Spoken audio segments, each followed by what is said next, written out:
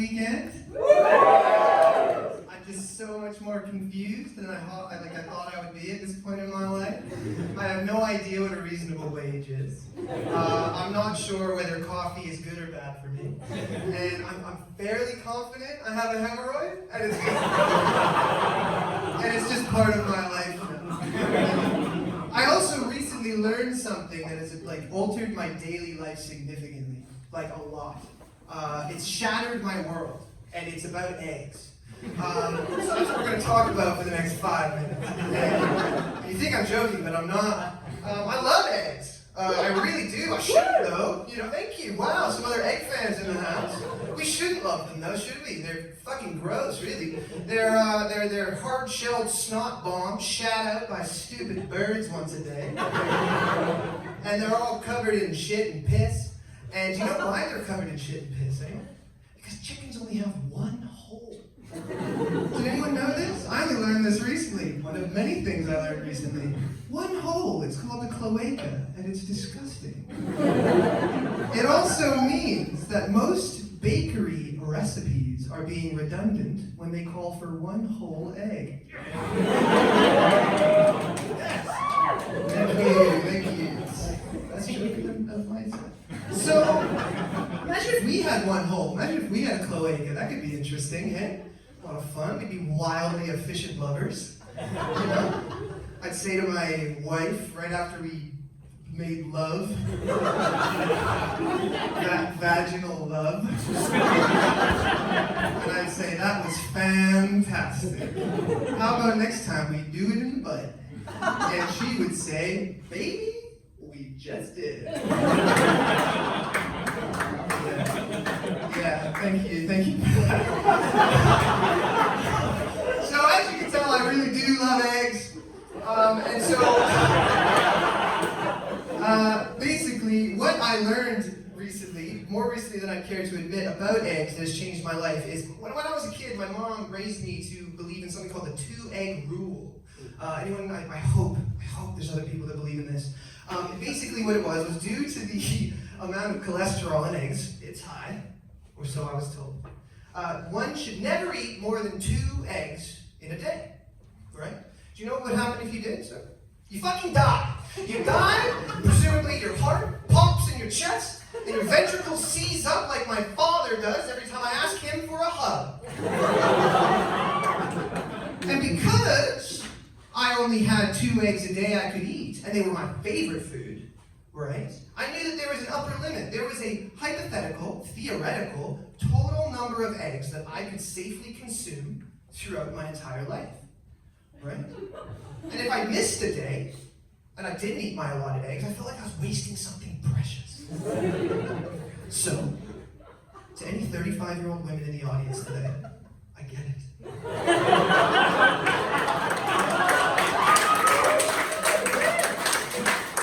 I'm also considering freezing as an option. I am. Also, like 35-year-old women, I fucking love brunch. But brunch was always an extremely stressful time for me because every 3-egg omelet I ordered was like a dance with the devil. Who, famously, by the way, has his own egg dish. Coincidence? I think not.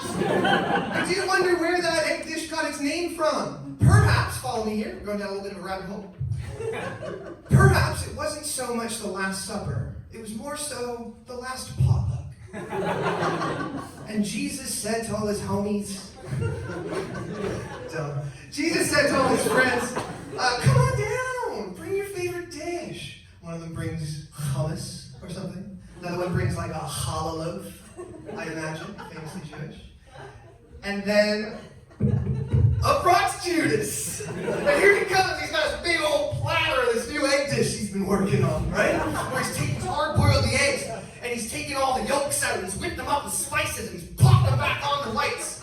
And everyone's looking at this tray going like, I don't know, Judas. Judas was a bit of a wild card. And then they try them, and they're like, oh, fuck yeah, Judas. They fucking slap. What do you call these? corner like,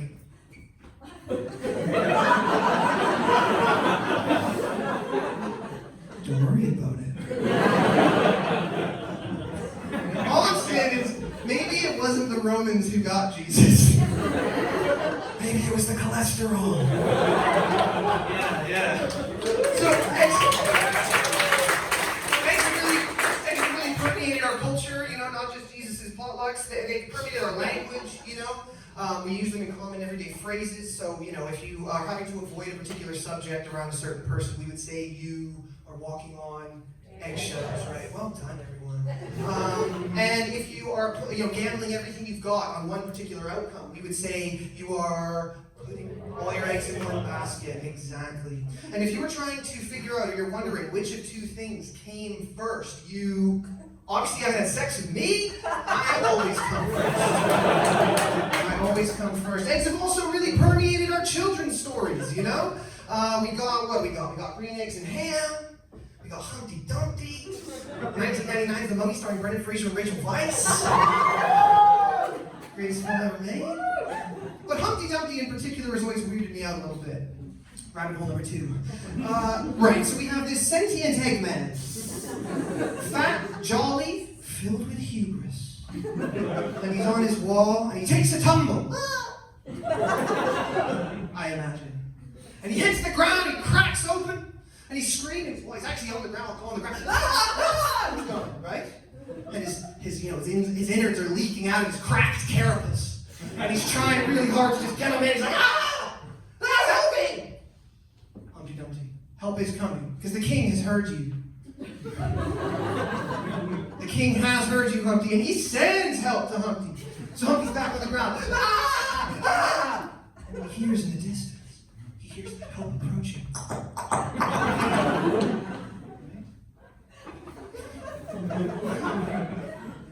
And then he's sitting there, he's like, thank God! Thank God! And then what comes around the corner? Who does the king send first? Honest physicians. No. The horses! Just the horses. So they come cantering around the corner. We've been called! We've been called first! And they desperately want to help. Like they really do. But they don't have phones. So they walk up and they're just like, yeah, right? They're trying to help. Sorry, splash some. My bad. I'm getting excited. And they're trying to help, and all they're really doing is not moves. And so they're trying to fix it, and all they're really doing is whipping up Humpty's albumin into stiff peaks. Humpty's just on the ground, just like, oh, why? Why? And the king's just like, yes. Send the horses. And then the men come. And then the men. It's all the king's horses and then all the king's men. So no wonder they couldn't put them back together again. I know. It's not all bad news, is it? It's where we got the recipe for scrambled eggs. It's like almost done here. Woo! So now, so basically, back to that 2-egg rule. Yes, I turned 30. I don't know what it was. I never questioned it my whole life. I just assumed there were studies done, maybe some wildly unethical double blind at Harvard. I just never questioned it. I guess something about turning 30 had me really sort of analyzing my beliefs, my thoughts. Didn't decide to question God or anything like that. Thought about the egg thing. And I Googled it. Turns out it's all bullshit. May not surprise some of you, but this was a bit of a double-edged sword,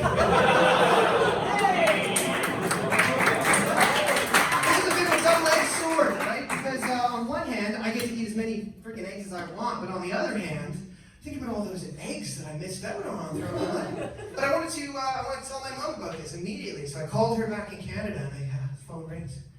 She answers. I say, Mom, live not in fear. The dark days are over, Mom. Ship yourself with these chains and eat as many eggs as you damn well please. She says to the phone, I know. What?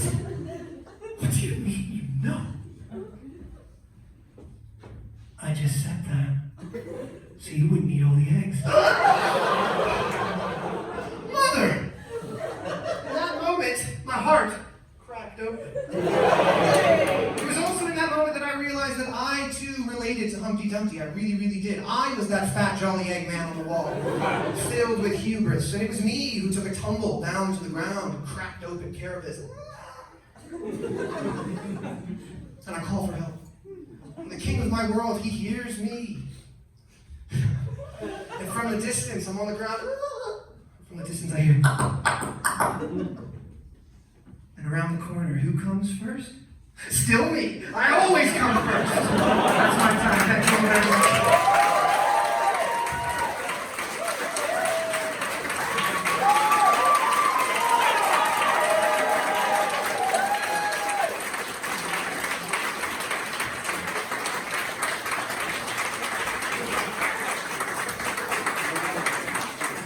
So much more. You're going to try and explain that to someone. You're going to look like such an idiot.